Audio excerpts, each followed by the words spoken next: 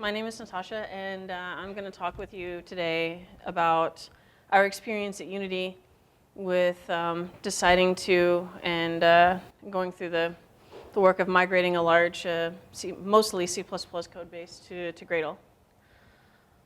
So first of all, how many of you are like actually using Gradle for native builds? Okay. How many of you are here because you're thinking about using Gradle for native builds? Okay, that's more what I expected.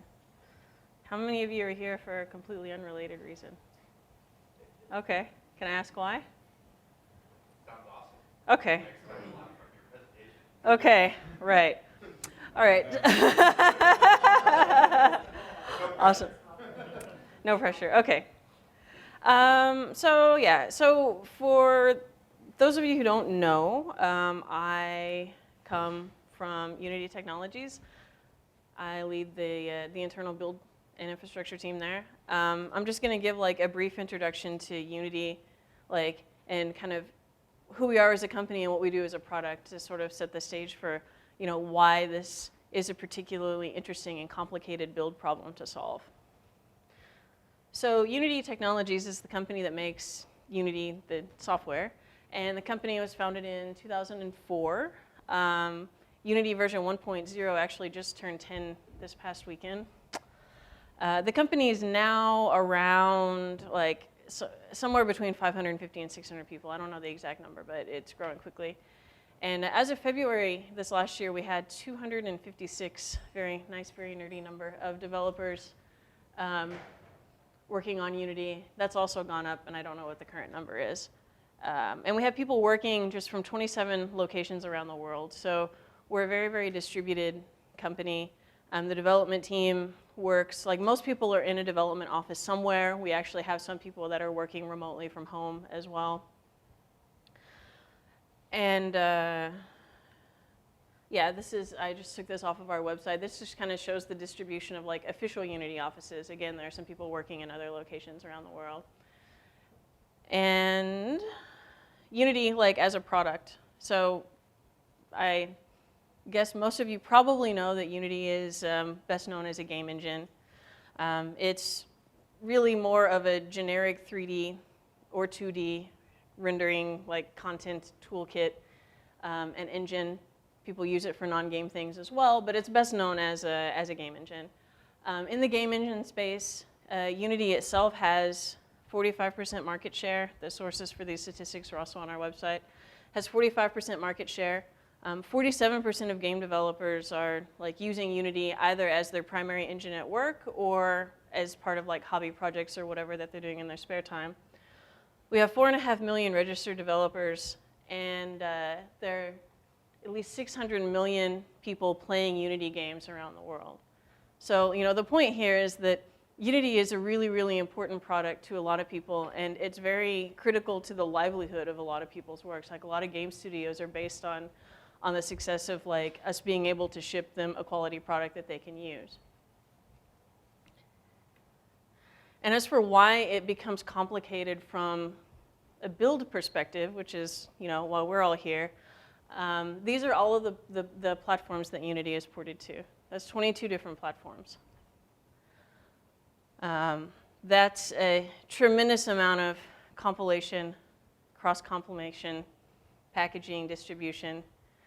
It quickly becomes very, very complicated, especially whenever you consider the fact that we have to be kind of at the forefront of emerging technology. So when vendors are coming out with new hardware and new platforms, we have to be able to react quickly. We have to be able to adopt new tool chains and stuff as soon as they make them available. And then, I'm Natasha. I live in Copenhagen, Denmark. I moved there about 5 years ago. I'm American. I moved there about 5 years ago to work for Unity. I lead the internal engineering tools team at Unity. And I was hired as the first build engineer when the company was more in a mature startup stage. Now I lead the team that I built there. And am and always have been an open source and Linux enthusiast. So like this is something that you kind of see with the direction of the tools at Unity. I've always pushed the adoption of open source like tools in one way or another as a solution to a problem. And as Unity has grown and scaled and run into like scalability and performance problems, particularly with proprietary tools, you know, the use of open source tools to solve problems has become even more important because it's given us the freedom to extend and customize and make things work the way that we need them to work. And, you know, and this is a perspective that I bring into the space of the actual build system itself. Okay, so this is going to be broken down into 4 parts, but the biggest part, what I'm going to talk about is actually like the choosing of the build system. I'm going to talk also a bit about the approach that we took to decide on a migration plan, how that is going, and also about the work that we've done specifically with Gradle Inc. On the native support in Gradle. I could, you know, stand up here and talk to you about the technical aspects of this is how you make Gradle build native code, but you know, there's Sterling and Daz and other people here who can do that better than I can still, who've already done that. So I think our story and contribution to the Gradle community and where we can provide value is with the experience that we've had of, you know, taking a large native code base and deciding on this Java-based tool to actually be the build system for it. So a little bit of context. So Unity's code base, it's pretty big. It's a few million lines of code. I don't know the exact number. It's mostly written in C++. There is, however, a fair amount of C#. And the reason for this is because Unity, the engine, the runtime, is all written in C++. It's all in native code. And Unity's like editor, the toolkit, is written in C#. And these two communicate with one another through like this API. If you know something about Unity, you might also know that our Unity's scripting engine, which is the engine that developers who are using Unity to make games will use to run their own gameplay scripts, is like built on top of Mono. And those, like the primarily supported language there is C# as well. So it's the exact same concept that the editor uses for interacting with all of the native code. It's just that in addition to those public APIs that our end users can use, we also have a bunch of private APIs that are only to be used by us. And that makes for like interesting build situations because, you know, we have this huge API between native and managed code, and it would be really, really a big pain to try to actually maintain that and keep it up to date. So instead what we have is this proprietary or custom like bindings file format that we wrote a tool in C# to actually parse and then auto-generate the C++ and C# code. And so that has to like, so at build time what we have to do is we have to go to the solution file, build this actual parser, run the parser, auto-generate the code, use the outputted C# and C++ files as inputs to the rest of the build process. Like it kind of gets like a bit hairy and gets complicated pretty quickly. We also have a lot of precompiled middleware and libraries. This is really common in the gaming space, particularly for something like an engine. For example, we didn't make our own physics engine or our own audio engine. We licensed those from NVIDIA or Fmod. And they don't change that often. The only people that change them are the people who are responsible for the physics engine integration or the audio engine integration. And so we have reasons for not wanting people to have to recompile these from scratch every time. But we still have to handle the fact that they need to be like packaged and stored, extracted, preferably only the part that is relevant for the platform you're building extracted, because like the compressed archive of the physics engine is like half a gigabyte alone. Deal with that as a prerequisite to sort of being able to actually build anything at all. And then the code base, like Unity's code base has, I don't know the exact number either, but somewhere between, I think it's still between 200 and 300, it might have gone over 300 now, different build and test targets. So these are just different things that you can build and different test targets that you can run. So like, we have an editor that you can build for Mac and for Windows. On Windows, we have a 32 and a 64-bit editor because, like in China, for example, like 64-bit Windows adoption is like still not as widespread enough for us to be comfortable like dropping 32-bit Windows support. We have players, like runtimes, that can be built for all of those 22 different platforms that I pointed out.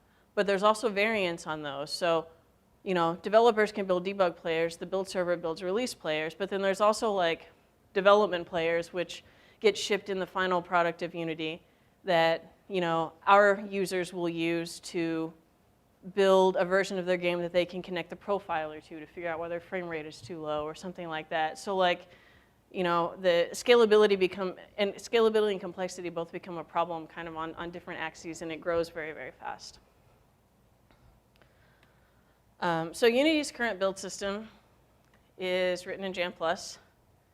The reason why I use this image is because it's this very kind of exotic and entirely and totally abandoned build system that has no ecosystem, not a lot of references. It's difficult, like it's a difficult to build system to work with. Like this is just a simple, like very, very legitimate, even commonly used bit of Jamplus that like kind of shows how easy it is to get into weird like scoping problems. What this actually says is like on a target that's defined by foo, define a variable called bar with like some value, and you can do that, and then what you end up with in your actual build file is something like this, which this is not overly complicated as far as our build files go. But yeah, this is like dealt just with, we were experimenting with like building some stuff for in Ivy files because we were experimenting with like modularization with Unity itself. Like it's just, you can do a lot of stuff with Jam. It is quite fast at what it knows how to build, but it's just really, really difficult to work with. In addition to all of the Jam, because Jam is a very low-level build system like Make or something like that, we have, of course, a bunch of Perl that glues it all together. That's a historical sort of reason. Before Jam, there was only Perl. And I don't know in hindsight whether it was better or worse. I actually think that what we have now is better in a lot of ways. But like this whole mess, it's not nice, right? Like we don't have a nice cohesive experience for the developers. There are multiple points of entry into the build system. You can build through Perl, which you have to do in a lot of cases because it does a lot of scaffolding and setting things up. But building through Perl is also very slow because it does some extra stuff that you don't want. So when you want incremental builds, you invoke Jam directly. That breaks kind of what I consider one of the basic fundamental rules of build engineering right there. Jam is also just difficult. It's like, it's white space sensitive, but not completely white space sensitive. Like, like the space before these semicolons, you have to have that. If you don't have that, you get odd errors. But like, you can use spaces or tabs in like file lists. That's not a problem, and the tokenizer is not very robust. So the end result is that between this and all of the Perl, which the company's not full of like Perl experts by any means, anytime anybody has to do something in the build system, there's a lot of this or this. But it's usually both. Frustration, depression, and fear that at some point somebody is going to let out the magic smoke and it's not going to be clear how to actually make the thing build again. So, obviously, like, we can admit we have a problem. We need help. But the worst part, yes, the worst part is that all of this together is that it's just unreliable. Like, it is such an unreliable build system. There is so much clean building that goes on because we don't trust that the incremental builds are actually building everything that they're supposed to. like developers get into weird state that's not reproducible. Like even if they come to a build engineer, like I did this, there's no way for us to figure out how to reproduce the problem because maybe they had to build this from Perl and then this from Jam and then build this way. And like it's not clear how to do that. It's so unreliable. So there's so much clean building that happens.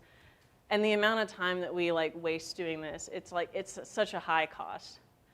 So despite the frustration and the depression and the fear that the build system might instill in people, I think that the time wasted by all of the clean building that it forces us to do is actually the biggest problem. But okay, so we have a problem, that's fine. Choosing a placement is really hard though. How? Like how do you make hundreds of developers happy? Like how do you actually solve that problem? My answer is that you don't.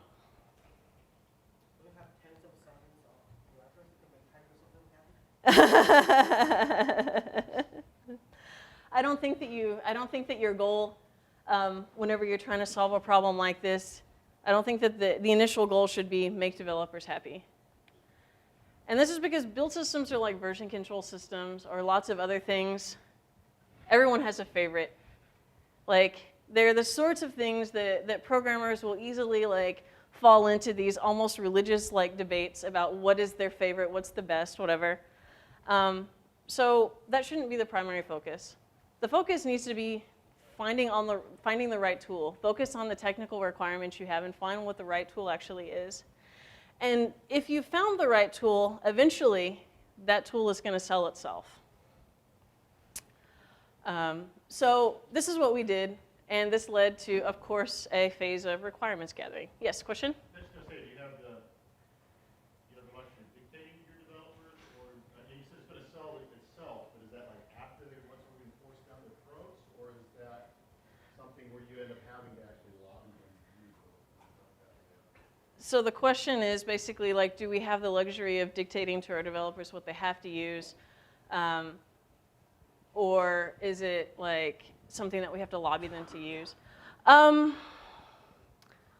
Ultimately, we have to make a decision, like, and we have to decide something. Like, this is something that Unity as a culture has always put a lot of emphasis on, sort of meritocracy and in a lot of ways a democratic way of making decisions as a company. And I think that's like largely why we're very, very innovative, because we hire really smart people and then they get to fight for what they think is the right thing. But as we've kind of grown as a company, it's become apparent that you can't make 300 people agree on what is the right tool to use for something, especially whenever that tool is something that people tend to have very like emotional attachments to whatever their thing is. So this was definitely a case, and I'll talk a little bit more about it in a minute, where like we went through the same process when we switched from Subversion to Mercurial, because it wasn't sure whether we should use Mercurial or Git or whatever else. We made some requirements, and then we tried out some possible solutions, and then some people were not happy with the decision that we made, but we can point back to the actual technical comparison and the information we have and point to the data. So I guess ultimately at the end of the day, yes, we sort of dictate what people use, but we don't just do that like without having like sound data and experience and reason for backing up while we made that decision. So the idea of them being happy is an after the fact. You have to make the right decision up front. Yeah. And then they get happy with it. Yes. The idea is that you make the right decision, like you have the background, the knowledge, the domain expertise to make the right technical decision, and they're going to see the benefits later on, whether they believe it now or not. So we looked at, So when we went into this requirements engineering or requirements gathering phase, I had my own ideas. I have like 3 rules of build engineering that I care a lot about. One of these is that build should be reliable. Like you should not have to clean build to get out of some state that you can't reproduce. You shouldn't have to clean build because you don't trust that your incremental build is actually going to build everything it needs to. They need to be reliable. They need to be reproducible. It should always be possible to, from a clean machine, reproduce the exact same build output that somebody has on their machine. This means that you need to have a cohesive build system. You need to have a single point of entry, one way to build things. Everything should be very, very reproducible. And then they should be scalable. And they should be scalable in 2 ways. One is, of course, having a build system that on the developer's machine is going to scale and use all of the hardware resources that he has available. You also need something that scales like from the use case of like a CI server or something, figure out how to optimize the bandwidth, the number of builds you need to get through. This is a huge problem we have at Unity because we have we rely so heavily on the build farm and the build automation because we have to build to so many platforms. No developer can test 22 platforms on his machine. That's not going to happen. So there needs to be scalable, both from the use case of the developer himself and also like in higher level build automation. We also gathered, of course, feedback from all the developers. These are the guys who interact with the build system as a user. They know what problems they run into, what are the biggest annoyances, what ways that make them feel like they're less productive than they could be or would like to be. And all of those things together helped us generate a list of requirements. So we broke our requirements down into two categories. There was sort of what we considered absolute requirements, which was the stuff that we needed to have feature parity with the legacy build system. And then there was stuff that we called nice to have requirements, which are things that would give us an improvement over what we had with the legacy build system. But they weren't really nice to have. They were more like, these are the things we want to be able to do now, but we can't do. So we're looking for something that would enable us to do at least most of these things. So for us at Unity, absolute requirements, multi-platform. It has to run on Windows, Mac, and Linux. There are build systems who don't meet this requirement. Precompiled header support. We make heavy use of precompiled headers. Handling of code generation and its dependency inclusion. Like the most classic simple example is what I talked about with the auto-generated, the parsing of the bindings files. Handling project generation for Visual Studio and Xcode. Like these are an absolute requirement because we need these for things like iOS and Windows and all of that. We also would like project generation for some other IDEs. Like on OS X, we have a lot of developers that use Xcode only for debugging, and they just use like Sublime or something because they really dislike the development experience that Xcode provides. But at minimum, we needed these two. Obviously, C++ outputs for static shared libraries and executables. So speed, we kind of decided that like in terms of actual compilation and linking,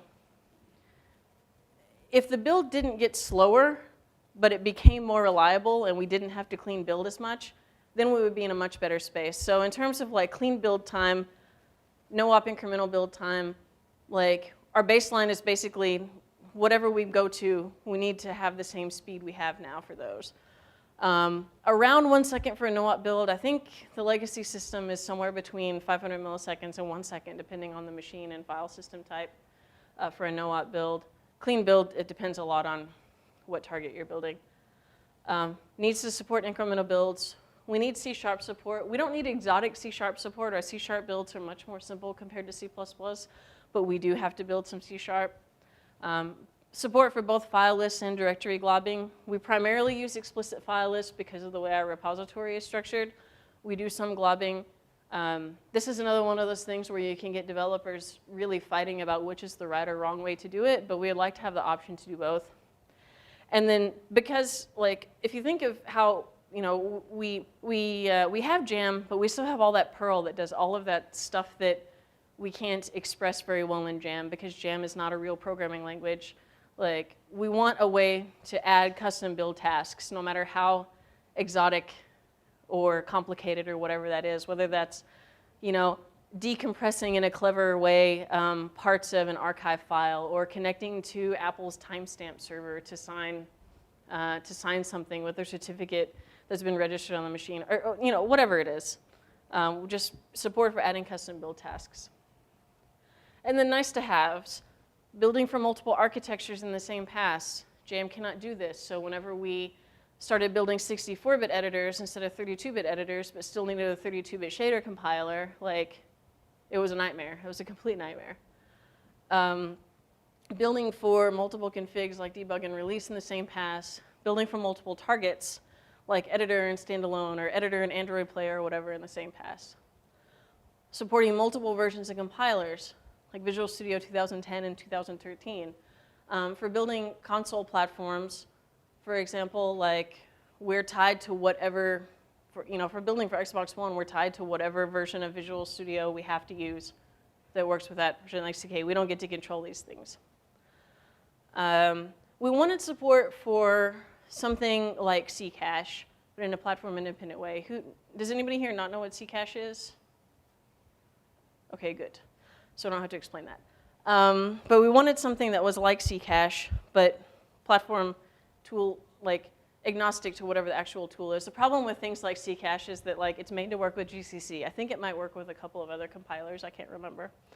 But it's not a good solution to the problem for Unity because we have so many different tool chains and everything that we needed to support.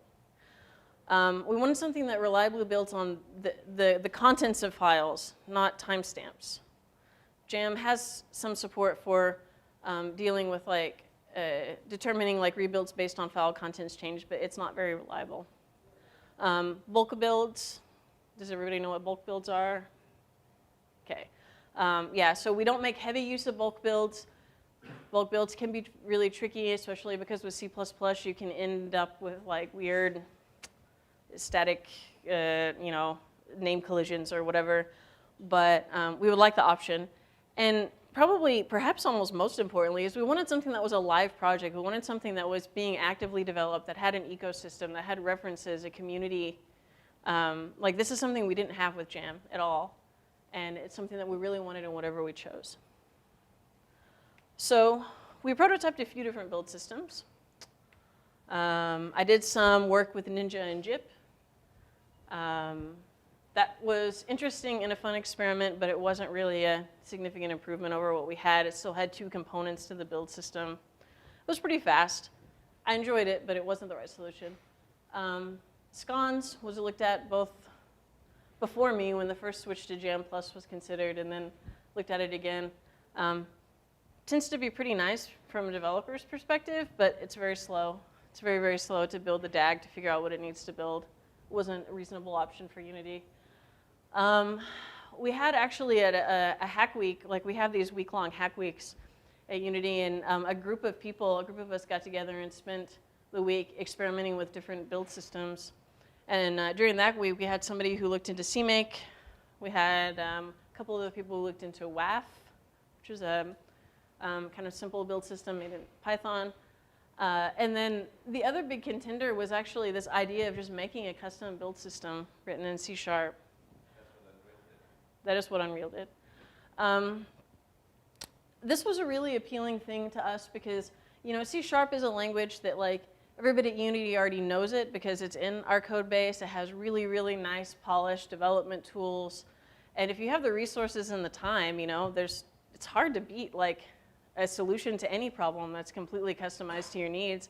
This is what Unity did. Like for our continuous integration solution, we were using TeamCity for years, and after we ran into performance and scalability problems that nobody could solve, we spent 1.5 years making our own solution on top of BuildBot. Like, we switched from proprietary to a kind of a customized open source Mercurial hosting solution.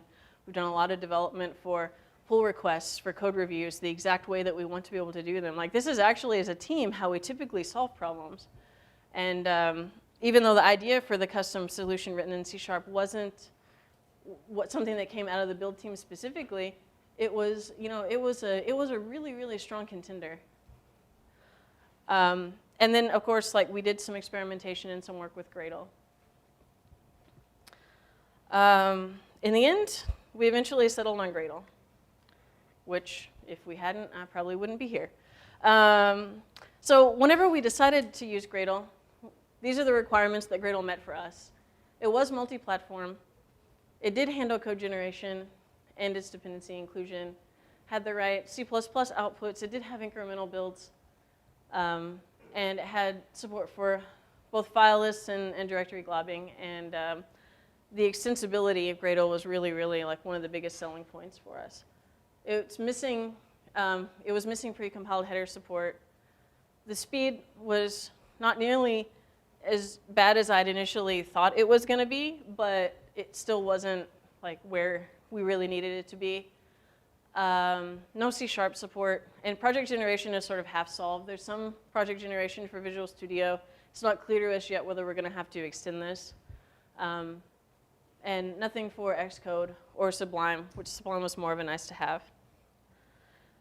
In terms of the other list of requirements, it actually met everything except for this, distributed caching system and bulk builds. And again, the fact that whenever we made this final decision, I was sitting there, I was talking with our CTO, we were talking about this C# solution versus this, and Gradle's community and ecosystem was really a large part of why we ultimately decided on this, because it's still early going into the native space, but as a tool in general, it's very battle tested. It's very widely used. It has a large ecosystem around it. And then there's Gradle, formerly called Gradleware, Gradle Inc. And I'll talk about why that's important to us in a minute. So this is, of course, the initial reaction from almost everybody at Unity. Doesn't it run on Java? Well, yes, but our scripting engine runs on Mono, as I mentioned before. So this means that Unity actually knows very well that bytecode running on a VM can be perfectly performant. With something like a build system, though, it's the startup time of the VMs, and it's worrisome. But our testing showed that the daemon would solve that for us. So that really wasn't a problem. Now the overhead has just been now people need to have Java installed on their machine, and they didn't before. And working all of that out was a little bit of a management overhead. Yeah, so then we needed a plan to migrate. But how do you migrate something like a build system? We kind of have this company to run. There's an awful lot of people using Unity. We have to ship software.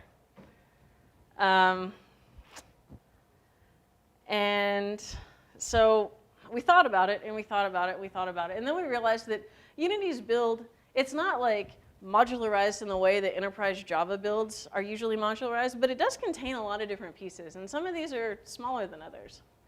So we had this idea that if we can hook Gradle into the existing build system in the right way, then we can move these smaller pieces into being built with Gradle one by one. And eventually Gradle just sort of builds everything. And then what we have is the legacy build system is actually just this very thin shell around the Gradle build system, and we can remove it. So yes, we had a plan, and what have we accomplished? Well, we have established it's really freaking hard. It's really hard. Why is it hard? It's hard because Jam is difficult, because to migrate your build system to something new, you have to have somebody who understands how the old build system works. It's really, really difficult. We also can't regress performance, right? We can't get into a situation to where now stuff is rebuilding whenever it didn't rebuild before. We can't make the build slower. So it's hard, but we're making progress, and we're going to get there. We have enough experience. We've made enough progress that we know, we're confident. We're very confident in the decision that we made, and we know that, we're on the right path. So what have we actually done? Well, we have a reference implementation, a prototype that sits in a branch, and this isn't intended to be merged into mainline specifically. This would actually just be a merge nightmare, but we have this sitting in a branch, and we've been using this to do things like benchmark performance, test new Gradle features, things like that, and just learn about Gradle. Gradle is hooked into Jamplus, and so now, Gradle does get set up on a developer's machine. If somebody sets up a new machine and he builds something, then Gradle, we host a custom Gradle version, and then we have the Gradle wrapper that downloads it, installs it, does all of that stuff. We also automated the Java installation process for developers who don't happen to have it. So we handled all of that. We have the reference implementation. Yes, question? Did you go with Oracle JVM or The question was if we went with Oracle JVM or OpenJDK. We went with Oracle JVM, which is a little bit of a pain because the licensing is such that you can host it on your intranet, but you can't make it accessible to the outside, which which is a little bit annoying, but that's just the way it is. Yeah, and so the actual migration of projects like being moved into our mainline into Gradle is in progress. And a huge amount of the time that we spent in the last like 9-10 months or so has been like testing and evaluating development that we've done, or that's been done by, well, who used to be called Gradleware, and I've just changed their name. And so, yeah, that leads me to talk about the last bit, which is the open source partnership that Unity has established with the Gradle guys. So if we go back, yes, we decided to use Gradle, but you remember all of these unchecked bullet points. Precompiled header support, speed, project generation, C# support, distributed caching, bulk builds. Well, someone's got to implement that stuff. And although I might be biased, I would say that Unity's build team is absolutely awesome, and we've done really awesome stuff.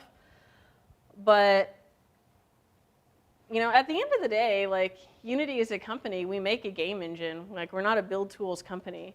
And although we'll put resources behind whatever we need to put resources behind to make sure that we can make and ship software at the end of the day, you know, if we don't have to, that's a really, really awesome situation to be in, right? Like, if you don't have to fork this complicated, like, open source project to maintain your own custom fork forever, that's a high maintenance cost that you're signing on to. And we've done it for other things. We know that cost. So instead, we just outsourced it to the guys who can do the work better than we can. So through the open source partnership, we've gotten support for precompiled headers. That shaved a whole minute off of our clean build time. Parallel compilation for native builds made our clean build time about 4 or 5 times faster, I can't remember. The end result is that actually for our runtime, for example, the clean build time now with Gradle is as fast as it is with Jam. The incremental no-op build is still a little bit slower, and so you know, one of the next things we're going into, which we haven't signed the final piece of paper, which is why the question mark is there, but the plans are to focus on other optimizations for large native code bases, particularly like around this up-to-date check and incremental build times, and this distributed caching system as well. You know, through this relationship with the guys at Gradle, you know, we also talk about things like, well, what are we going to do about C# support? And sometimes the answer isn't that the right thing is for them to necessarily implement what we need exactly, but they tell us, well, you know, we're in the middle of this refactor and this refactor and this refactor, and after we've done that, then it'll be easy for us to help you add support for this new domain or whatever. So it depends on like what the problem is. Sometimes it makes more sense for us to agree that, okay, we'll do that work and we'll contribute it into Gradle so that it's part of the core product and we're not maintaining a fork. It just depends. But yeah, like that's basically how it's gone so far. You know, the first round of work that we agreed that they would do was the parallel compilation and the precompiled headers.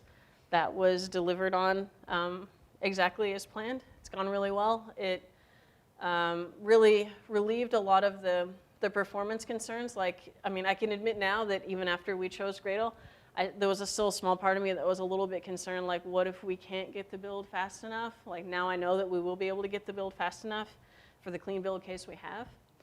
So, yeah, so I can't complain. We're really happy. It's gone really well. We're, like, we know we jumped on the train of, like, native support in Gradle really early. I actually first looked at this, like, back in early 2012, late 2011, and at that point I kind of said, there's a lot of promise there, but there's no way that I could possibly sell that internally. Like, there's way too much unknown. It's not far enough yet. When it was in last year in 2004 where we kind of made the, okay, yes, like, we're doing this, like, do it whatever we have to do to make it happen. And we were able to look back, you know, over the last several Gradle releases and saw this super solid ship history of improved native support, the roadmap actually being delivered on, and it put a lot of confidence in, you know, in our decision that we were making the right decision for the right tool. So, yeah, I'm more or less out of time. Or I have a couple minutes for questions, but yeah, if you want to keep in touch with me afterwards, I just put some contact information up here. Yeah, I guess that's it. Questions? Yes? The version of Gradle that you're using Mhm. in your fork version versus like what's publicly available, where is it in the comparison? So the What question, is the stuff about the new configuration model and your stuff? so the question is, what is the difference in comparison between our forked version of Gradle and the publicly available version? There's more or less not one. Like we just happen to, like we usually tend to be on some nightly version or something that Sterling told us had something we needed. And so just taking that snapshot, putting it on our own servers, porting our wrapper to it, just is an easy way for us to make sure that we're using the right version. We don't intend on ever having a heavily forked version of Gradle. That's not the intention. That's a large part of the reason behind the partnership with Gradle Inc., so that we don't have to do that. So there's not really a significant difference. It's just easy for us to track and make sure that we're using the right snapshot. Yes? You might have already touched upon this, but how do you get developers to all of a sudden write scripts in Gradle? Do you offer some kind of training? What was that process in terms of? Because the live migration, so the question is, how do we get developers to suddenly start writing scripts in Gradle? And do we offer training, or what is the process? Because the actual live migration is still kind of early, like all of the work has been sitting in branches that some developers have taken and played with and experimented with. That's not really a solved problem yet. The intention, like the plan, is to provide at least some basic training for the developers who need it. Like there are some developers at Unity who don't ever really have to touch anything in the build system. Like the guys who deal with platform ports and stuff, they're the ones who like usually do, or the ones who maintain a particular like third-party library. Their job is to integrate this middleware or something. Like there's some people who will need more training and less training, but also as a tools company, or as a tools team, we're kind of evolving. We're growing into a bigger and bigger team. And so the intention is also that like, instead of relying on developers to do a lot of that work, like the intention is that like ultimately they can come to us and we'll assign a build engineer to sit with them and help them do it the right way as well. So I think it's going to be a combination of training, but also having the resources to make sure that like build engineers are there to help them one-on-one and make sure that it's done the right way. Yes? So you mentioned the no off, still not at the passing that as you like. Mm-hmm. Is that using the new configuration model, the new base one, or still?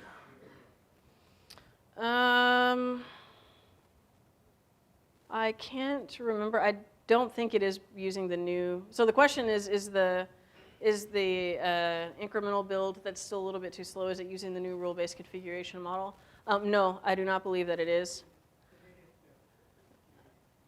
Is it? Okay. Right. So actually, come to think of it, yes, it is. We're just looking at this last night. So yes, it is using. It should be using the new rule-based stuff because the native support is built on top of that.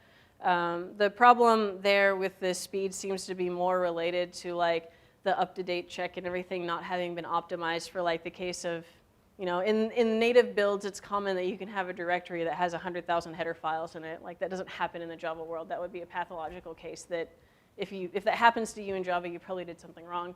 So I think, my understanding of the problem is that it's more this part of Gradle was never really optimized for anything other than the Java use case, and we need to take time now to optimize it for the native space. Anything else? Yes? How are the variant views handled? So you have like 22 passport you mentioned, and how do you do it often? It must be 22 different machines, most likely. So the question is, how do we build for 22 different platforms? Yeah. Well, we don't build for 22 platforms on the same machine. There's no way. So the primary way of working is that developers have, every developer at Unity has access to like a Windows machine and a Mac, and usually a Linux machine as well, with one of these being a VM somewhere. And developers tend to be developing using one particular platform in mind. Maybe the bug is only on one platform or something. Or maybe it's everywhere, but they're developing with they do their testing on one particular platform. And after they're done, after they've verified that they're done working what they're doing locally, hopefully they've run the relevant tests locally. We're pretty heavily invested in Unity at automated testing as well. Then they push their changes to their development branch, and then they can go to our build server and they can ask for, okay, now I want to build verification on all of these platforms that I don't have a way to build locally. So one of our challenges as a tools team is figuring out how to improve that feedback time, the time between I made my change and now I need to figure out if I broke something on another platform. I don't know, does that answer your question? Or? You mentioned the build server, that's something actually I was asking about. Right. Like how that part is implemented and how you really gather information. One build maybe failed, right? Like it only failed on iOS. Right, so the question is how we configure a build server to handle this case of all of these different platforms. Well, our custom solution works a lot like something like Jenkins or TeamCity would. There's a central server that has an understanding of what needs to be built and what types of machines can run these particular builds. And then at the end, the developer can go and say, okay, my build verification failed. Look at the list of dependents. The iOS build failed. And the iOS build, that was farmed out to a machine that is set up to be able to build iOS, which is one of the more finicky things, but also one of the ones that I think has a tendency to break. So it's that's not, our build server itself may be a custom solution, but it's not special or, it works very much the same way something like TeamCity or Jenkins does.